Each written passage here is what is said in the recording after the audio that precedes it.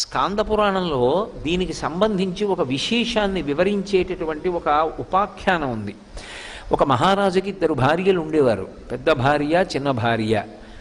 ఇందులో ఇద్దరూ కూడా భక్తి తత్పరత కలిగినటువంటి వాళ్ళు, ఎప్పుడూ భగవత్ సంబంధమైనటువంటి వ్రతములు చేస్తూ ఉండేవారు. పెద్ద భార్య ఏ వ్రతం చేసినా సరే ఆ వ్రతం చెయ్యడానికి పూర్వమే భర్తగారి పాదములకు నమస్కరించి ఆయన అనుమతిని పొంది అక్షతలు వేయించుకుని పీటల మీద కూర్చునేది. రెండవ ఆమె భర్తగారు చెప్తేనే కదా చేస్తున్నాం కాబట్టి ఆయనకి నమస్కరించకుండా కూర్చొని వ్రతం చేసేది. ఒకానొక సమయంలో హఠాత్తుగా ముగ్గురు ఏకకాలంలోనే శరీరం విడిచిపెట్టారు. ఒక ప్రత్యేక పరిస్థితిలో విడిచిపెడితే స్వర్గలోకం నుంచి వచ్చినటువంటి విమానం పెద్ద భార్యని మహారాజుని ఎక్కించుకుని వెళ్ళిపోతోంది. చిన్న భార్యని నరకానికి తీసుకెడుతున్నారు. ఆవిడ గోలు పెడుతూ ఆవిడంది, ఆవిడ